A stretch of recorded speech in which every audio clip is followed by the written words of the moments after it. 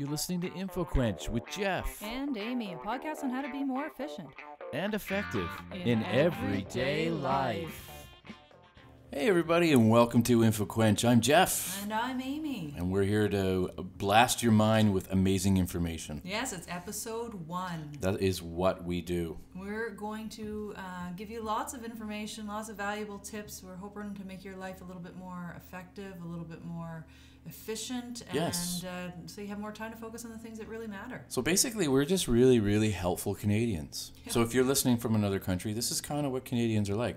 We just like to make other people's lives just that a little bit better and, help along in any way we can, and in a friendly way. It's what we do. It's who we are. It's what we do. It's who we are. And, yes, we should tell them a little bit about us so that they know who we are. Just quickly, we're not going to bore you. Anyways, I work at a group home, and I've been doing that for a while. It's pretty stressful sometimes. It's not so bad, though.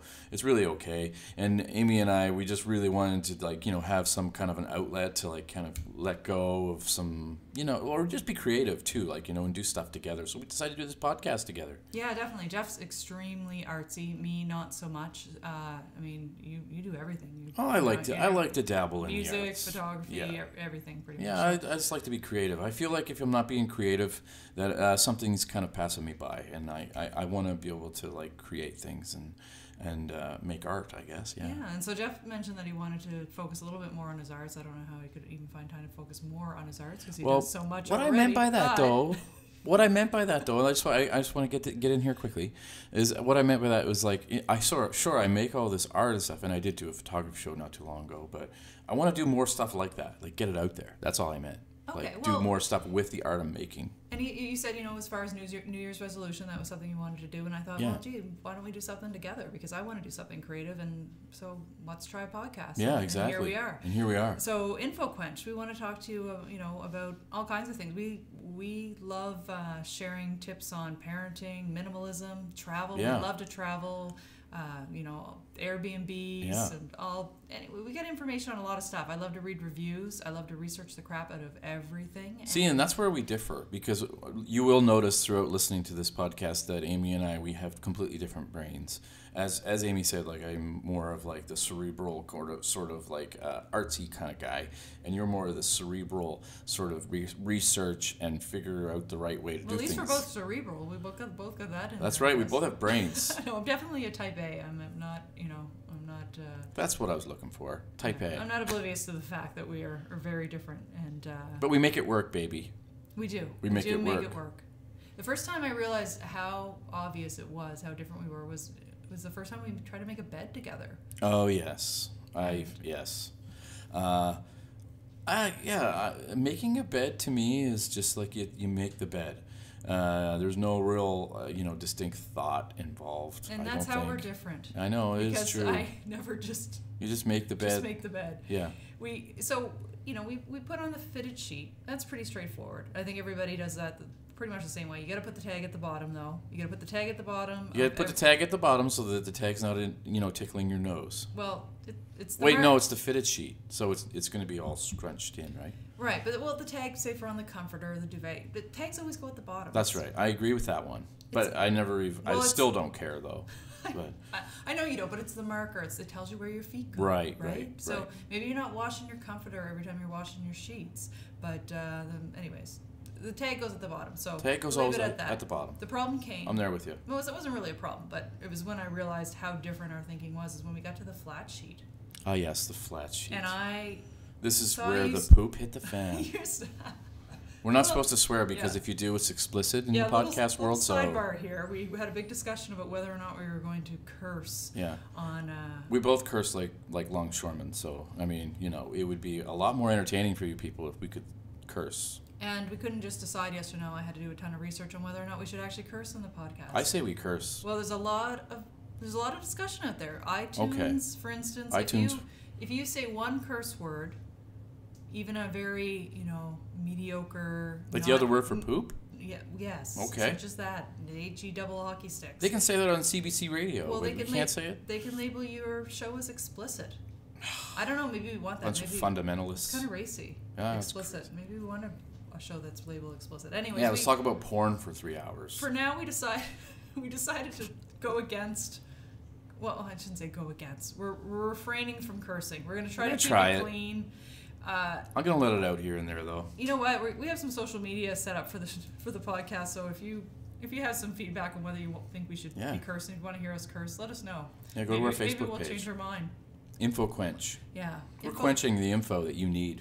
There you go. Quenching your thirst. We're the thirst that gives, So back to those sheets. Thirst that give you pleasure. Oh yes, back to those sheets. Okay, so the fitted sheet. We're at the fitted sheet. And the problem came in is when Jeff started to put the sheet on and he put the pattern up. Right.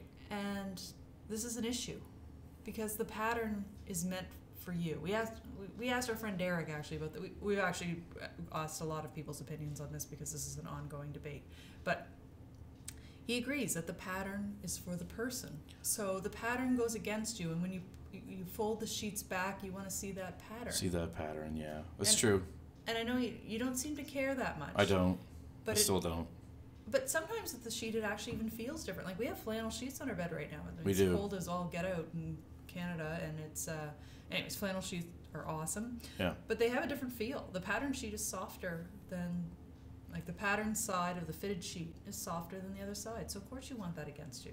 Yeah, that makes sense, I guess. But I still don't really care, to be honest, because I don't really see that there's any difference whatsoever in comfort as whether or not the pattern. All I need to do, babe, is see the pattern once. I don't care if it's on top of me or below me. If you put it up, it's between. It's just showing to the bottom of the comforter. It's not even. Nobody even sees it. Who cares? Who's gonna see it? Well, I care. It's all part of the joy. But you've seen it. You've seen it 1,000 times. Why would you need to see it again? Huh? No. No, I understand where you're coming from. I truly do. Well, but do you? But listen. Too. No, it's not. I disagree there. I think it's the exact same texture. I think you're just plain wrong. That's bull crap. Okay. Well, we'll leave it at that. What I am really happy about though is that we can agree that you're always going to sleep closest to the door. Well, yeah, because I chose to. I'm a martyr. Well, because everybody knows the person closest to the door is the one who gets murdered. That's right. So, it's going to be me. Soprano style. It's okay.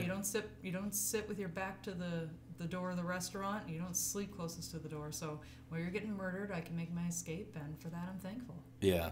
No, I hear you.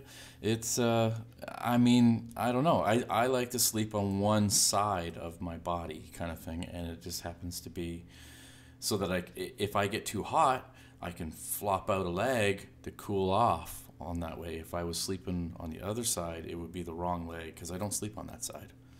Does that make any sense? No. I don't know that you have a wrong leg, but as long as you want to sleep on the murdery side, I'm good with it. I will sleep on the murdery side just for you because that's how much I love you. So in looking at bed sheets, and I appreciate Back to the bed sheets. Back to the bed sheets. This is an interesting thing. We've grown up. Make your bed, right? That's the thing. We're starting to teach our son, we have a 5-year-old son, teach him to make his bed in the morning. But I was doing some research on making your bed, and there's a lot of research out there now that's saying that's not a good practice.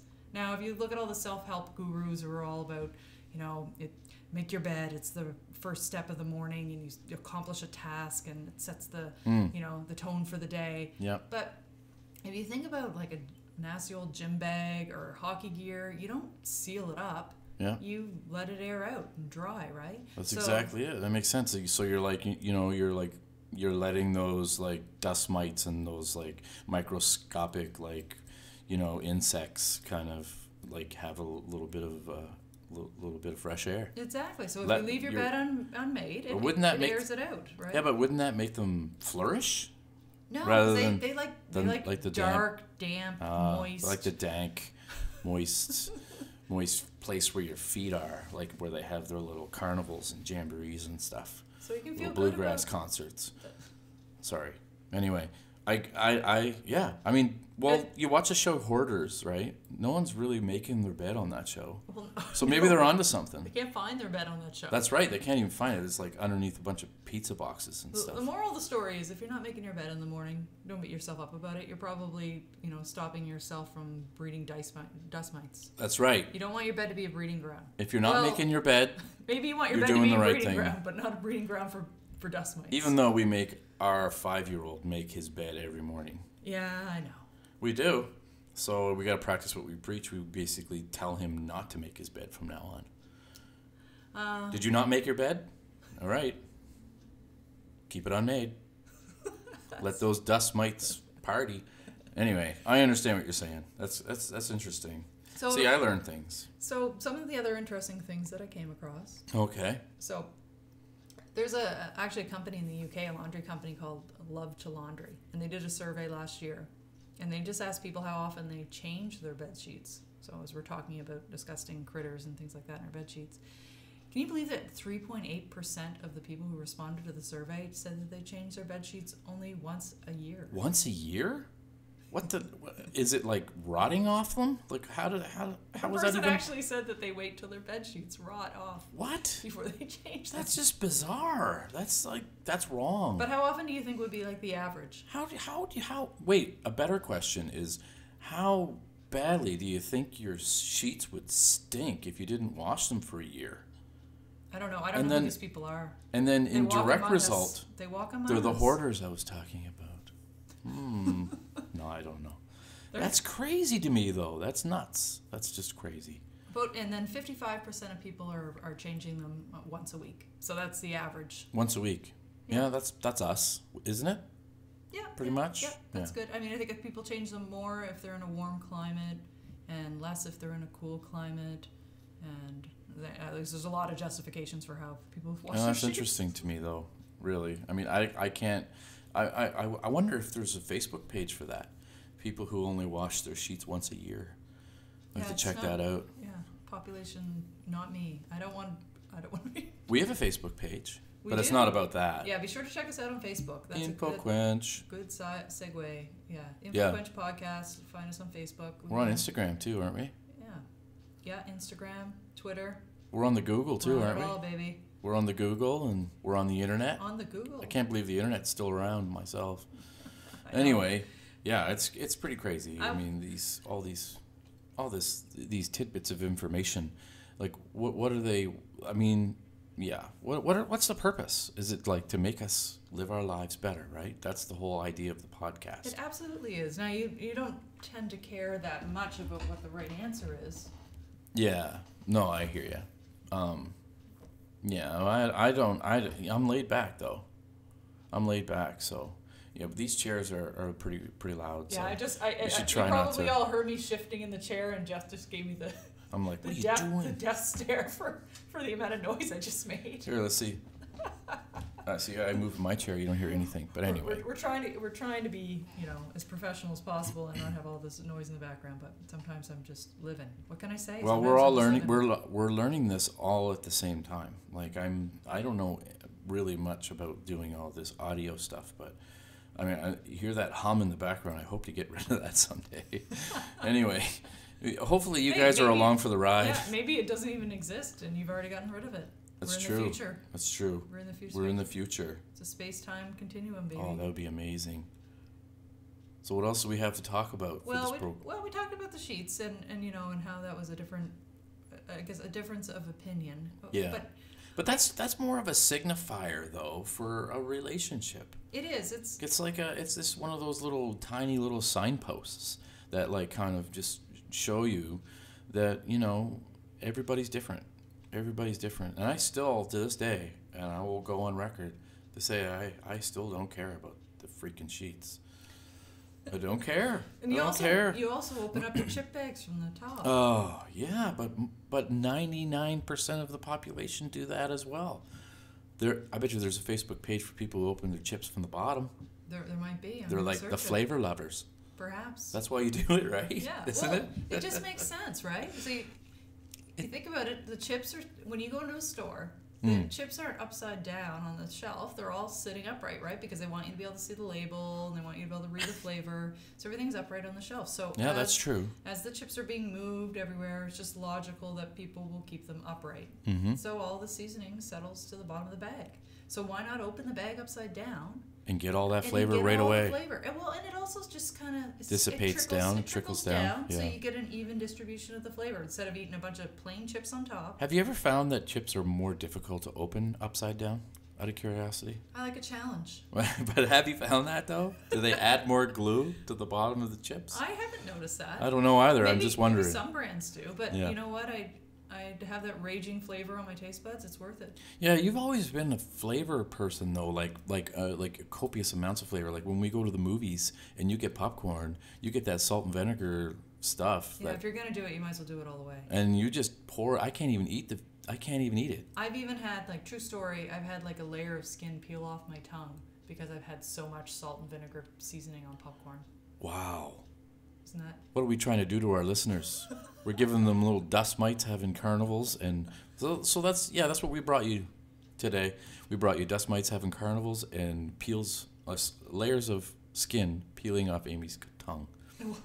So chips great. Chips upside down. You know what's even more important than opening your chips from the bottom is cans. Oh yeah. So because of it's fecal matter.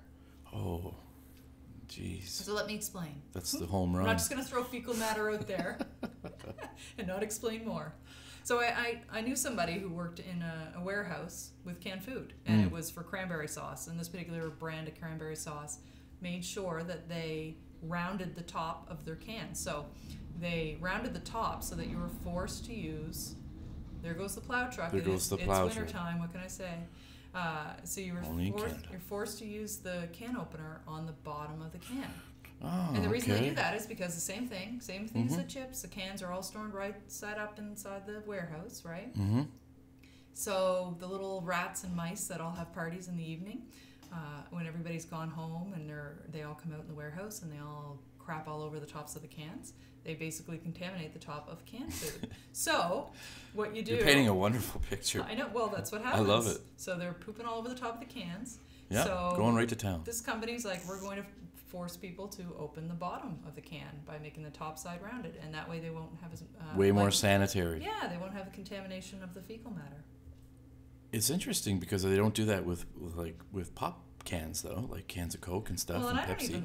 I don't even know if any other canned foods do it aside from that one brand of cranberry sauce. Well, but actually, I know that I'm always going to open my canned food from the bottom after I heard that story. I think 9 times out of 10, though, like the cans of pop are like wrapped in plastic, so that probably negates the fecal aspect of things. They just wipe it off the plastic and it's not on the cans. But I mean, I think about that when I get my can of pop. Like if I get my can of pop from a vending machine, I'm picturing how it got there, right? So it was in a truck, and then some guy was loading it into this vending machine that has never been cleaned since the dawn of time, and then it falls down and it goes down to the bottom of the bin and inside the vending machine, and you reach in and grab it, and then you basically are going to put your lips right on top of the cover without wiping it. Yeah, you're right. It would be very, very. That would be probably the most contaminated. Well, you know what? You never know, because people, putting the cans in just regular stores too, Yeah, but if they're covered in plastic, I can understand. But I think the vending machine is probably one of the worst. Or if you get those cans that are just sitting inside a fridge inside a convenience store. Yeah. But just use the edge of your shirt or to the wipe cans, it off, and that'll take care of all the. Well, there's always those cans too that you get in the porta potties. You have to reach down into the hole and grab they're covered in fecal matter. No, I'm just joking. Anyways, took me a second on that one. What? All right, so that's the kind of idea of our podcast. We're going to be coming back every week and bringing you guys copious amounts of information to just store into your minds. And whether or not you agree or not, whatever, it's entertaining, right? Copious, that's a lot to live up to. Yeah, well, that's us. We'll do it. We're looking up to it. I'm looking forward to the next episode. We're going to talk about Marie Kondo, who's really popular on Netflix at the moment. Yes. Now, about 2 or 3 years ago, I don't know if you remember, we read The Japanese Art of Decluttering, which is tidying up, was Marie Kondo's book. And we went through the system in our house. It took a few months, but it basically moved us towards a more minimalist lifestyle, and we learned a lot. So we're looking forward in the next episode to talking about what we learned from that, what stuck, what worked for us, what didn't, and hopefully we'll give you some valuable information as you're on your tidying up journey. Yeah, thanks so much for tuning in, everybody, to InfoQuench. It's been a blast, and this is, again, our very first podcast, so it's just only going to get better from here, I hope. Here's hoping. Here's hoping. See ya. Bye-bye. Thanks so much for listening. And be sure to visit us at infoquench.com to subscribe and find out about future episodes. You can also check out InfoQuench on Facebook, Twitter, and Instagram. Till next time, friends.